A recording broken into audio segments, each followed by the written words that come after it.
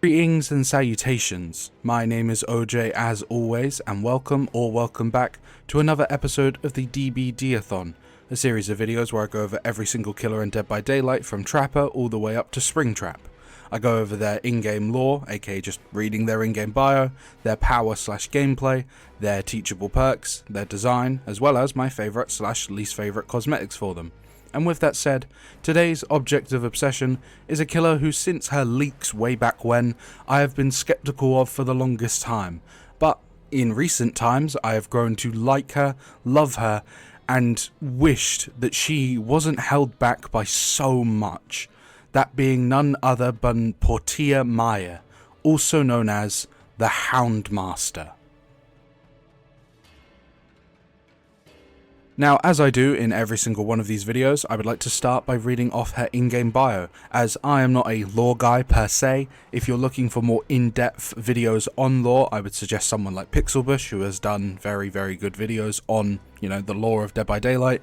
And before I begin talking about her in-game lore, or reading her in-game bio, I would like to warn you that her in-game bio is probably the longest one in the entire game, maybe, I think. It looks unbelievably long from the wiki I have in front of me, and it's, you're gonna have to bear with me as I go through this. But with that said, her in-game bio reads as such. Portia Mai's father helped found a prosperous settlement of sailors and merchants on an uncharted island in the Caribbean. They called their port town Fortune, and created a vast trading network which exposed Portia to cultures and knowledge from around the world. As a sailor and lover of stories, Portia's father read her the Arabian Nights, Shakespeare, and Greek mythology, and he instructed her in sailing and celestial navigation. To be sure, he instilled her with a love for adventure, so that she would always want to travel with him. Once, she accompanied her father on a trip to Italy, where he traded sugar and silver for rare silks and spices. There, they also acquired a litter of Corso puppies, which her father said they would train as hunting dogs for Fortune's yearly hunting games. He also mentioned that she could keep the strongest of the litter for her upcoming 12th birthday. She named the pups Caesar, King, Shah, Athena, and the runt of the bunch, Snug. But before she could begin their training, a violent storm pushed Knight's Dream off course into an area controlled by freebooters. Desperately, her father tried to steer the ship to safety, but the dreaded Mad Moloch attacked them with his ships and took Knight's Dream quickly. Those who survived the initial attack were pitted against each other in vicious fights that Moloch and his crew would wager on. The brigand promised that the last man standing would be let go. When Portia's father refused to participate, the most vicious of Moloch's men, his son Tariq, tortured him for hours and finally slit his throat. Keeping Portia alive to get past Fortune's outer defences, Moloch and Tariq returned to their sloop and left a skeleton crew on Knight's Dream. Portia would lead them into Fortune, and once inside, Moloch and his raiders would attack, pillage and burn their beloved town to the ground. Using her skills in celestial navigation, Portia led them off course for an area that many claim to be cursed, known as the Dragon's Tooth. Some believe the area bled into the dark, malignant domain of some ineffable evil where monsters roamed. Portia hoped to lead Moloch to his doom, and if she perished in the effort, so be it. As she approached the Dragon's Tooth, dark clouds accumulated, and a cold black fog surrounded them. Sheets of rain fell, and a fierce wind roared down on the ship, creating black mountains that crashed over the mast. Instantly, Moloch and his ship turned away from the storm and left her to perish, but Portia refused to surrender as Knight's Dream ploughed through the thick fog and lightning. Her heart thundered in her chest as the ship creaked and groaned and slowly capsized. The last thing she saw before the ocean swallowed her whole was the silhouette of a giant tentacle crashing down on them. Portia opened her blurry eyes to see Snug staring down at her. He licked her face and barked for her to get up. Blinking the salt water out of her eyes, she pushed her aching and bruised body from the ground, but collapsed onto the strange purple sand. She had never seen anything like it before. With difficulty, she gathered herself, stood, and turned to face the runt. Snug barked twice and began sniffing the ground, leading her to a cluster of coconuts and purple seaweed. She dried out the seaweed, cracked the coconuts, and ate on the rocks, quietly listening to creatures she had never heard before, and suddenly realized they were marooned on an island in the Dragon's Tooth. They were in a strange world, an in-between world, a world her father had once described as a living nightmare that tortured the mind and played with the heart. And as she listened to these strange new sounds, she suddenly saw Molak everywhere. Instinctively, Portia closed her eyes and shrieked, and only stopped when Snug jumped into her lap, returning her to the moment with a crescendo of barks. Over the years, Portia survived on whatever washed ashore as she battled the predators that stalked the island. Ferocious animals, vicious humans, and savage abominations not of this world. Snug now weighed over 100 pounds and followed Portia everywhere. Together, they made a daunting pair, and most of the survivors on the island kept their distance. The few who didn't lived to regret it if they lived at all. And just when she was about to give up on the idea of escaping, she spotted an impossible thing while searching the beach for Snug. To her disbelief, she saw Night's Dream drifting offshore in the cold black fog. She knew better than to doubt or question anything on this island. With a whistle, she entered the water, but she was suddenly attacked by a group of castaways. In her mind, she slaughtered Molak 50 times, and spared only those who she needed to crew her ship. Together, they spent days searching for Snug, but he was nowhere to be found. He was gone. Gone as if he had only been a figment of her imagination. For decades, Portia terrorized the Caribbean as she searched for Molak. She only attacked freebooters, taking their gold and torturing them sadistically to satiate some intangible darkness living within her. A darkness like a parasite that demanded blood until it had had its fill. On the occasion Portia couldn't appease its hunger, the parasite would squeeze her mind with its deadly talons, crushing reason and reality until she would only see Molak's face on every crew member.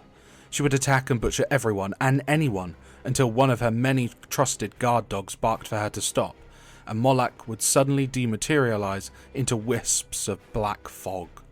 Terrified, the crew knew it was just a matter of time before her madness turned against them, and so, even when they finally located Molak, they conspired to mutiny, but they had underestimated their captain.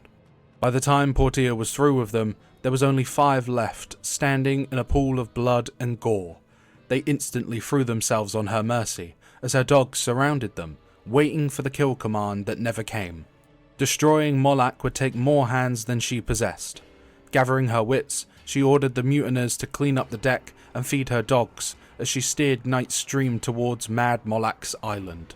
Molak himself was out on the high seas, but Portia's crew captured Tadik and locked him up in preparation for his father's return. When Molak returned, he found the island deserted, apart from a woman offering chests of gold and jewels. She claimed she wanted to join Molak's crew and had prepared an amazing feast for him and his men. Not recognizing her, Molak accepted the treasure and asked about Tarik. She smiled and assured him his son would be joining them for dinner. Portia served Molak an elaborate meal, and he drank and ate with gusto. The meat was especially good, roasted, crisp and black on the outside, and pink and juicy on the inside.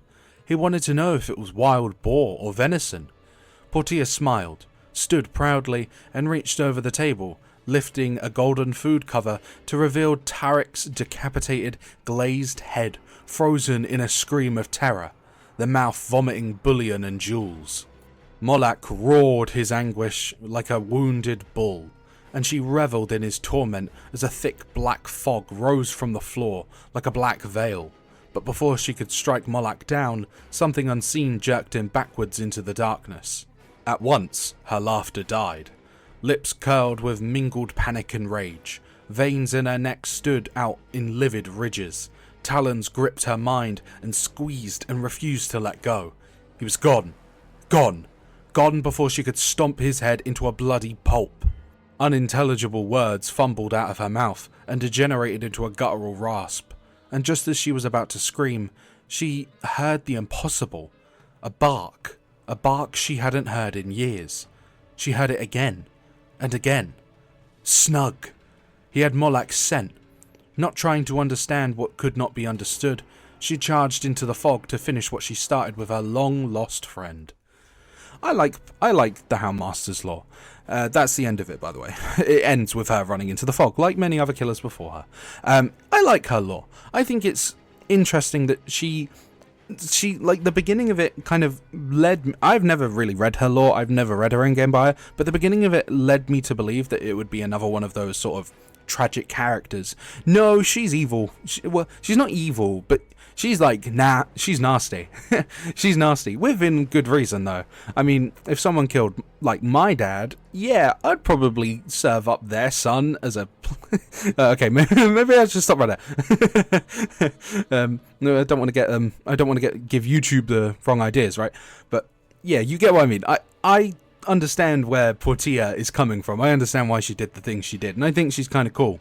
I don't really have many other strong feelings about her lore, I will admit. I do think it's different, and I would like to mention now that I mentioned in the beginning that I was very skeptical of her when she was leaked, because she was like fully leaked, like her entire design and all of that was just completely leaked. And when I saw it, I was a bit skeptical, I'm going to be completely honest, because I had heard rumours that we were getting a pirate killer, and in my mind I was imagining, something a little bit cliche, sure, but something a bit like Davy Jones, like a Squidman pirate or a skeleton pirate, something cliche but kind of fun and scary in a cheesy sense. So when it turned out that it was not in fact a skeleton pirate or a Squidman pirate, but instead a tall black woman with a huge ass dog, I was kind of taken aback, kind of shocked actually. I didn't actually expect that was the direction they would go with for, a pirate killer. But I will say, and I'm sure you'll hear this many times, I'm very happy with how she has turned out. Although the pirate-y side of her isn't particularly obvious, it is there. And I feel like that might be the one thing I have, like one issue I have with her. I wish she was more piratey. I wish she had more piratey look, like a more piratey feel to her. I will admit though, we'll get to all of that properly when we get to design and stuff like that. But yeah, I think her lore's pretty good. It's decent enough. I don't think it's anything crazy. I'm not like super duper mind boggled, or I'm not like super duper in love with it. It's decent. It's decent. There's nothing wrong with it. But anyways, with all of that said, let us move on to her gameplay / her power, as well as mentioning the title of the video. Now, as I just said, yeah, we're going to talk about her power. And as cool as this power is, I'll describe the power first, and then we'll kind of get into some of the things that I have issues with. This is not her fault, though, I will admit. This is more fault on behaviour, because who else's fault is it going to be? Anyways, as her name implies, her power is the dog. It is the dog, Snug, who's this big sort of... I don't know what breed of dog he is, but he's a big-ass dog. This dog is available at all times. He will follow you around wherever you go, and you can see the aura of said dog at all times. You can also pet the dog, which I think is a really, really funny little thing. I know it's a cliche thing of, oh, look at our game, we can pet the cat, or we can pet the dog. But, whenever it pops up, I always kind of smile a little bit, because, it's cute, I want to pet the dog. Anyways, you are able to switch between two commands, those being the chase command and the search command. We'll go over the search command first. Said search command begins as a sort of like, you can kind of point in the distance and target a location for the dog to run to. The dog will then, run towards that area, and as it's running, you will be able to follow the dog's path, and it will be shown for a sort of orangey trail left behind the dog. Said dog, by following this trail, you'll gain sort of a haste boost, which is quite good. And if the dog manages to find anyone, as in anything around the circle sort of around it, I'm sure you can see it in the background gameplay, leaves the trail and it has that big circle around it. If any survivor is within said circle, they will be detected by hound sense, which then places a sort of thingy around the survivor's icon. Any survivors injured with hound sense on them will then suffer from the deep wound status effect, and any injured survivors put into the dying state with hound sense on will increase the volume of their grunts of pain as well as the duration of their pools of blood. Now, the search part of her power is fine. It's okay. I like that it kind of, it's like a mini night guard in a sense, kinda. Do you kind of see what I mean? Like, the dog can patrol areas, and obviously the idea is you're meant to follow it, unlike Knight's Guards, but you kind of get what I mean. You leave a trail that then sort of has an enemy or an AI go along it, and anything along that will be detected and give you information. That can be a kind of similar to Knight's Guards in a way. I'm sure you kind of get the idea. However, this will be a common thing that I will bring up many times, and I'm going to do a little dedicated bit at the end of this segment about it.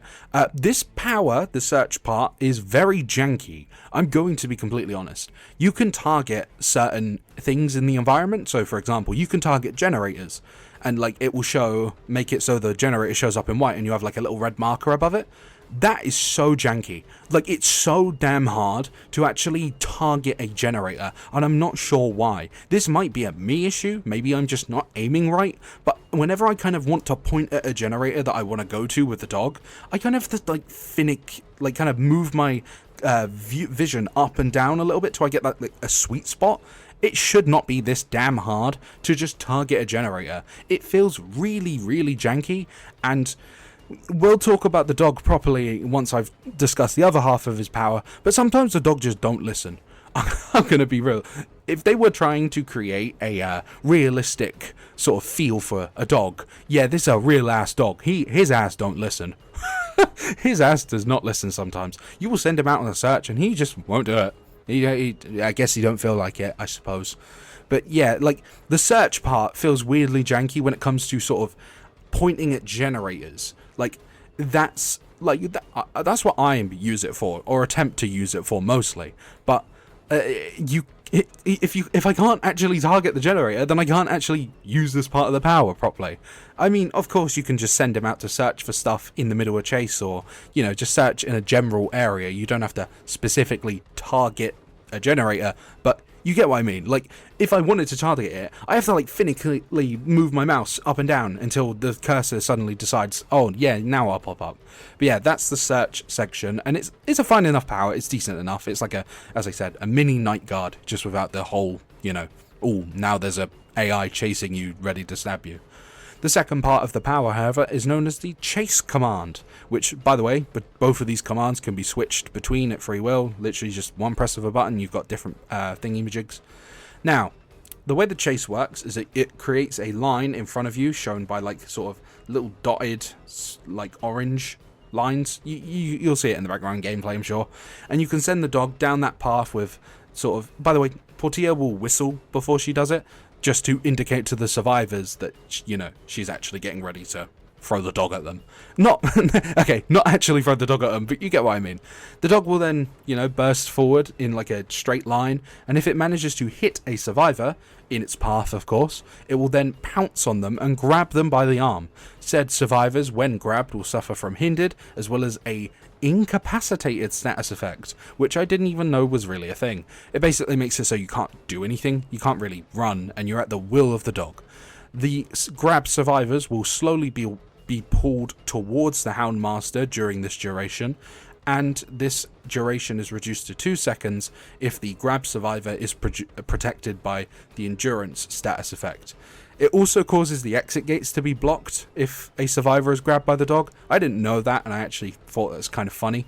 And here's a fun fact, that effect actually lingers for almost 2 seconds after they're released. So, yeah, it's kind of funny to me. But grab survivors can pull the dog in opposite directions. So if the dog's pulling you one way, you have to move in the opposite direction. Sometimes the dog will move forward, which actually kind of screws you over, because the survivors usually will be holding backwards. So when it moves forward, it goes like the survivor and the dog go together, and they will just fly away. But survivors can pull the dog in different directions, and they can free themselves sooner by dropping pallets on the dog, or be rescued by another survivor.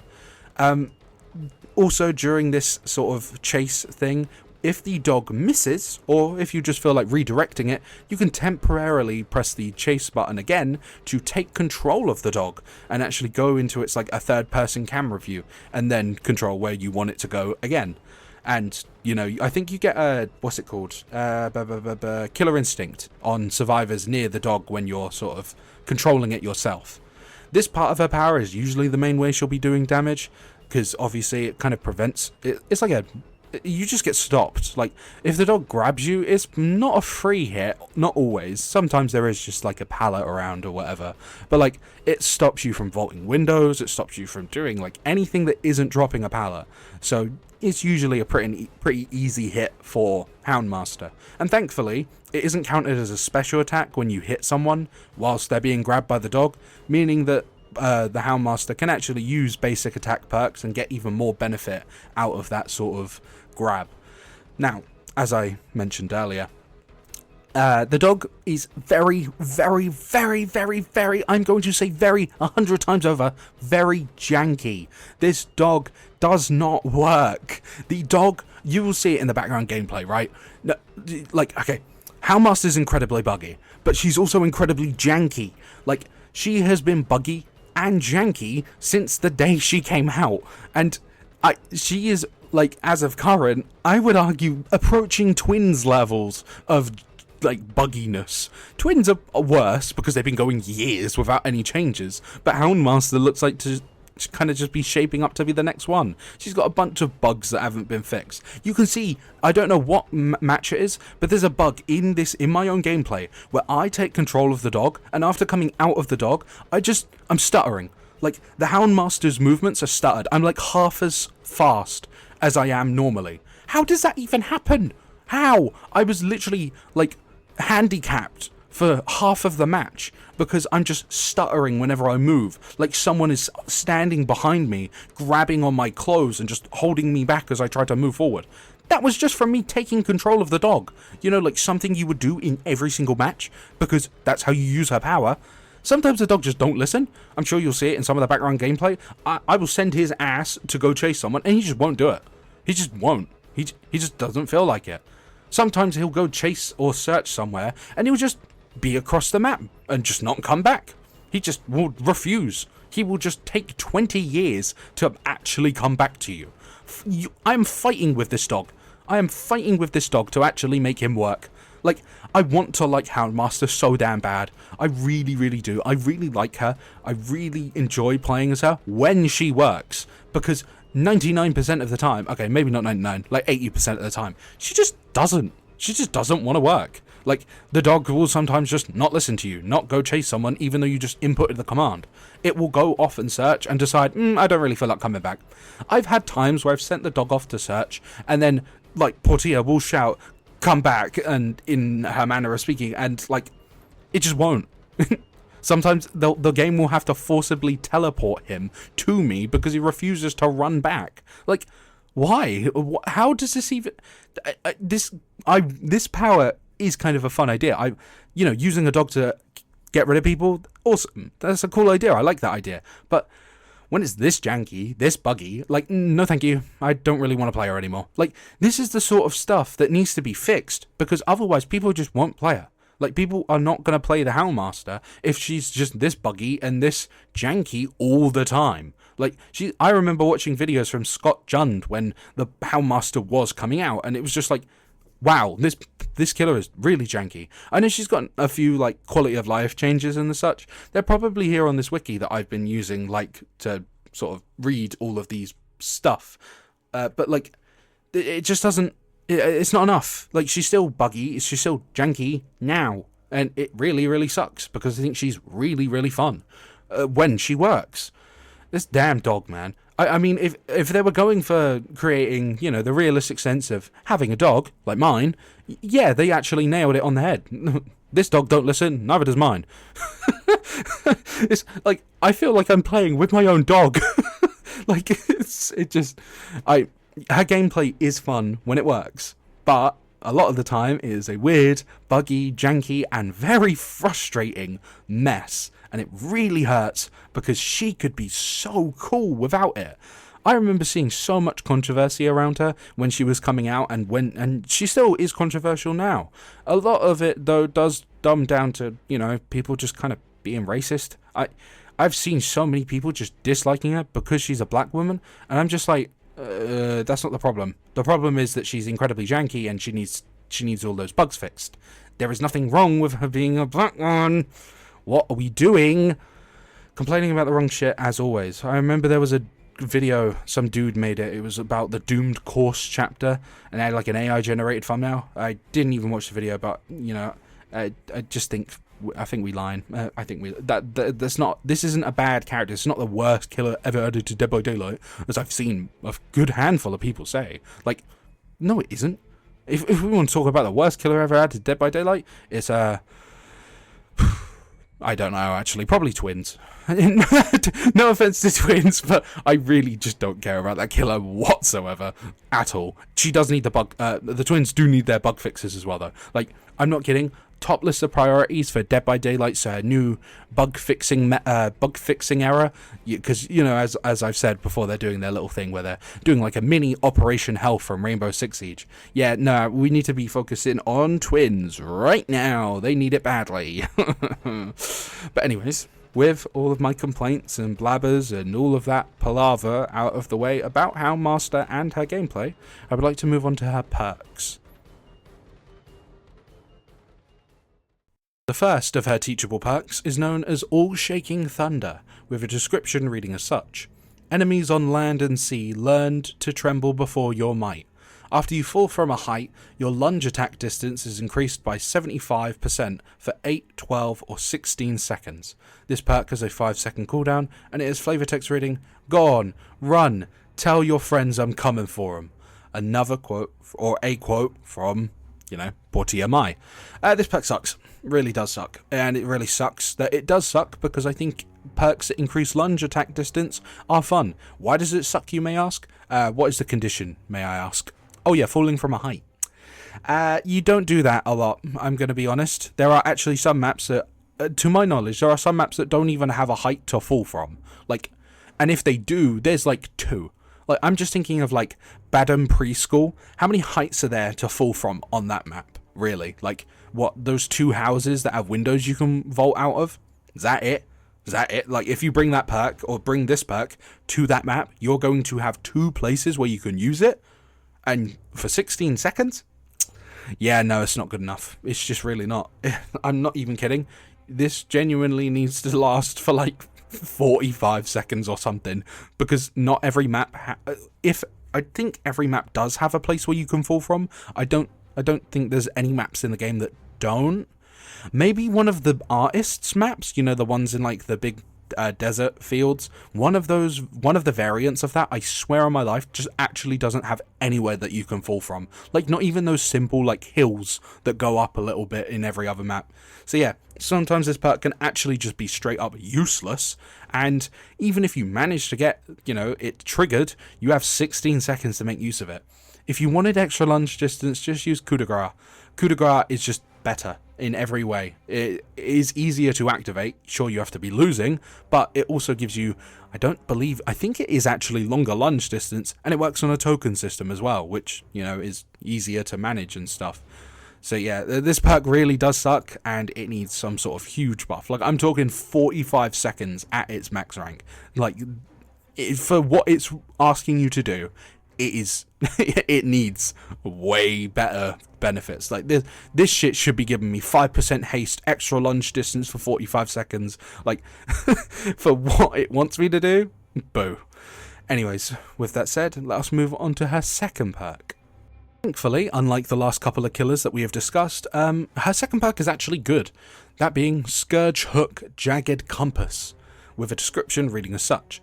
Sometimes the compass points north. Other times it points somewhere else entirely. At the start of a trial, up to 4 random hooks are changed into Scourge Hooks. You see their auras in white. When a survivor is unhooked from a hook, it becomes a Scourge Hook. When you hook a survivor on a Scourge Hook, the aura of the generator with the most progress is revealed in yellow for 6, 8 or 10 seconds. It is flavor text reading, "Drop anchor, I will chart us a new course." Another quote from Portia Mai. See, this perk is good because it is you know what I'm trying to say. It synergizes well with other perks, and obviously other Scourge Hook perks. A Scourge Hook perk such as the one from Pinhead, which I think is Gift of Pain, I think that's the name of it. It's the one where when a survivor is unhooked, they get mangled, and I don't remember the other anti-healing effect. Mangled, and No, it's not coming to me, but you get the idea. You get both of those anti-healing debuffs on you when you are unhooked from a Scourge Hook. And yeah, so say you're using this perk and you're using Floods of Rage, Gift of Pain, and Pain Resonance. No matter where you're putting someone, they will turn all the hooks to Scourge Hooks. And then, every time you hook someone, they will be mangled, you'll see everyone's auras, and every time it's the first time you're hooking someone on a Scourge Hook, you're going to blow up a generator. Like, this perk is only going to get better with time as we get more Scourge Hook perks. Though I will admit, I don't think we've actually gotten one since then, or since this perk came out. So, yeah, a bit ironic, but as we get more Scourge Hook perks, this perk will probably only just get better and better and be more useful in a Scourge Hook perk build. Yeah, you get the idea. It's a pretty decent enough perk. Nothing crazy, but it's pretty decent enough. And on Nightlight, which is where I read the descriptions of, it's also the 69th most used killer perk, which gave me a little tiny chuckle, because I am immature. I laugh at the funny number. Anyways, with that said, I would like to move on to her final perk. Said final perk is known as No Quarter, with a description reading as such. Every skirmish ended with a relentless volley of cannon fire, leaving no doubt who was superior. When a survivor reaches 75% healing progress while self-healing, they are faced with continuous skill checks. If one of these skill checks is missed or the heal is interrupted, the survivor suffers from the broken status effect for 20, 25 or 30 seconds. Broken prevents survivors from being healed, and it has flavor text reading, "Fire another broadside. Don't stop until the sea takes them."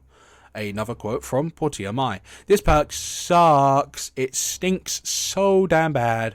Do you notice what it says in the, on paper, this perk could be good.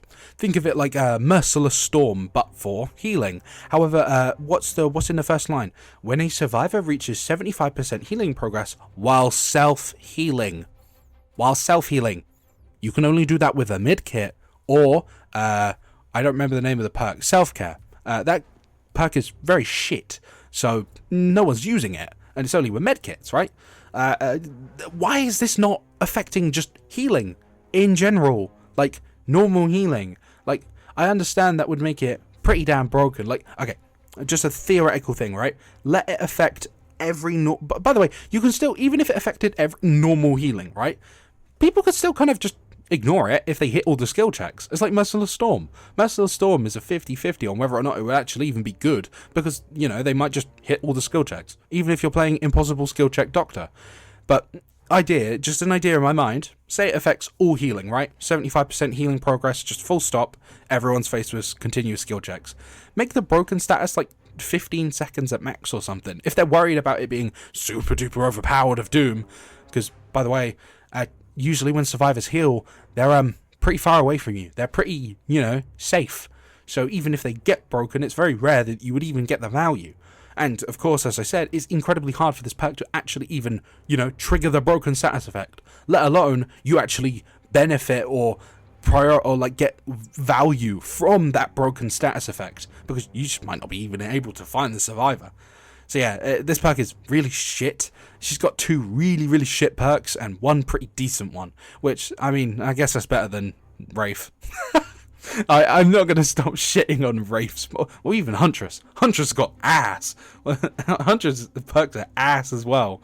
Both of them. Boo. They're the only killers I don't have Prestige 3, because their perks are just really, really shit, and I'm never going to use them. But anyways, with all of that said, I would like to now move on to her design, and my favourite / least favourite cosmetics for her. Now, as I mentioned earlier, when I saw Portia's base design, I was a little skeptical. Funny enough though, one of her designs, the design that got leaked, wasn't actually her base design, it was one of her skins that I will discuss in a minute, because, I'm actually quite fond of it. But her base design is pretty damn good. Though, as I mentioned earlier, I do wish it was a bit more pirate-y. As an actual design though, it looks, good. She's a very tall, very intimidating black woman with a big ass dog. Let us not forget that Snug is huge. What did it say in the lore? Like, it gained 100 pounds? That dog is heavy as shit. That dog is scary. And it's only befitting of a woman who is as scary. She is very tall, quite large and looks like she could probably kill me with her gaze.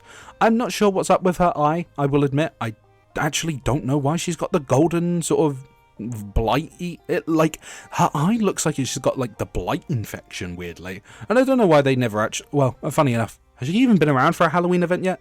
I know they stopped doing blighted skins a while back, but come on, I think a blighted skin for her could be really damn cool. But yeah, I actually quite like her base design. It looks befitting of a pirate woman. I really like the cane. However, this is my one big issue with her outside of hypotheticals and what could have beens. I really wish she'd actually used the cane as her weapon. When I first played it, I had no idea that it was actually a knife inside of a cane, and you have got no idea how disappointed I was when I booted up my first ever match and watched her take the cane and just throw it to the side. I was like, no, I thought we were getting another blunt weapon killer. God damn you.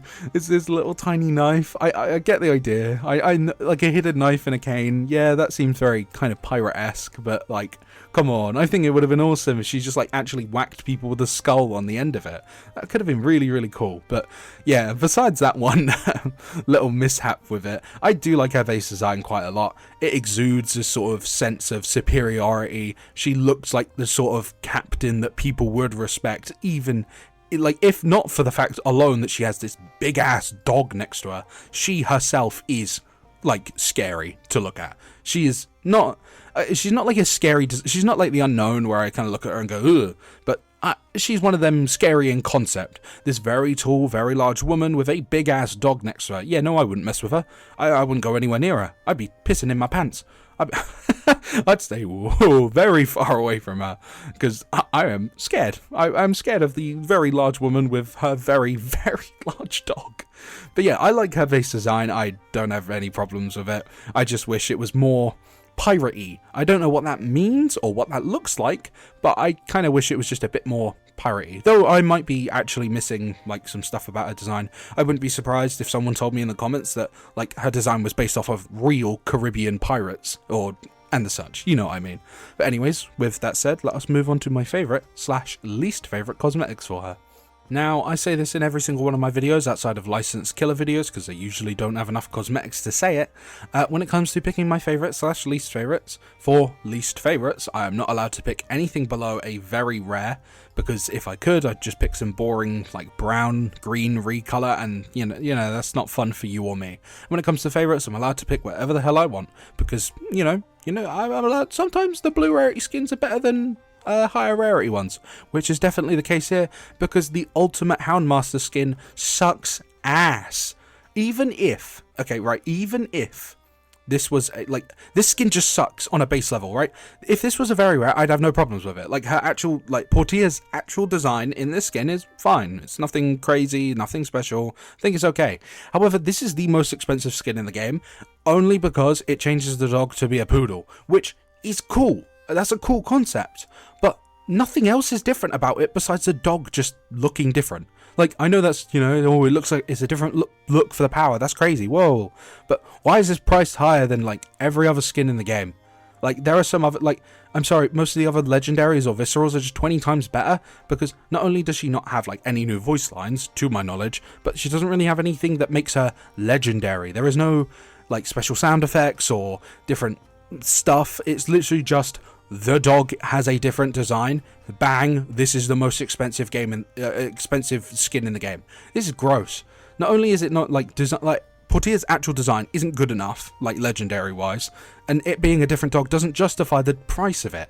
Like, I'm sorry, I can buy Naughty Bear for cheaper, and what does he get? Oh yeah, a new Mori and animations, and an actual like a voice. He gets he gets voice lines from the narrator who's like, "Time to kill, Naughty Bear."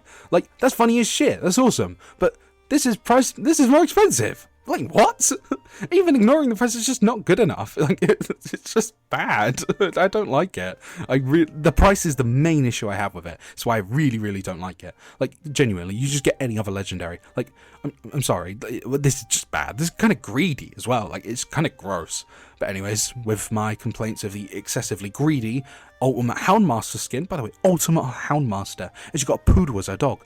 No shade to poodles, but that's not really what I think of when you're thinking of ultimate dogs. But anyways, with that said, let's move on to my favourite skin.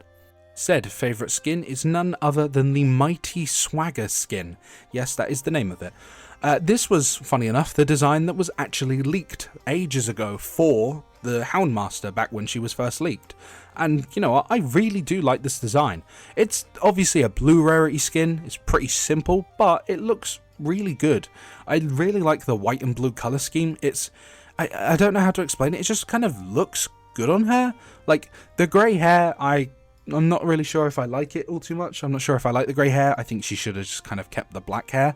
But the white and blue attire and the sort of feather looking sort of collar of the coat that she's wearing, that all looks quite cool. And I like the fact that her cane has a bird, like a little crow on the end of it. It's nothing crazy. It's not like the best skin ever made, but it's a decent, it's a fine enough skin. I like it. Especially, it looks especially good for a blue rarity. Like, for most other killers, I wouldn't be surprised if something that like this would have been very rare. Like, a skin like this, obviously give it a different headpiece and a different weapon, maybe something a bit more extravagant, and this could have been a very rare skin, honestly. But yeah, with all of that said, we are at the end of the video, and not really my shock, this is 41 minutes in. I had a lot to say on the Houndmaster. I know she's very controversial for what feels like no reason. Maybe I'm missing something, right? Maybe I'm missing like some sort of controversy or whatever, but a lot of the sort of pushback against her seems to just be people being racist. What else am I meant to say? Like, it really does. I'm sensing some bad vibes. Not to say that anyone that dislikes her is racist, obviously, but a lot of the dislike for her seems to have some sort of roots in it, especially from the vocal lot on Twitter. But honestly, why are we surprised that some people on Twitter are just insanely racist? Where's the surprise there? Checking my watch, checking my notes, there's no surprises there. But anyways, I really do like Houndmaster. I'm not fully sure why she's so controversial. I'm sure some people will tell me, and as the video states, I think she is a greatness held back by an obscene amount of bugs and jank. Like, if we got rid of that bugs and jank, I think she could be really good. But having the dog just sometimes straight up not listen to you, or, for in my case, taking control of the dog and suddenly stuttering out of the ass, like, it's not fun. It doesn't feel good. But anyways, with all of that said, it is the end of the video, and I already said that, but I hope you have a good evening, afternoon, morning, etc. Like, comment, and subscribe if you've made it this far and if you've enjoyed it to this point. And the next episode in this series will be about a killer who is unbelievably controversial for right, wrong, and very confusing reasons. But it's someone that I like all the same, even if I've never seen his origin series. That being none other than Ken Kaneki, also known as the Ghoul.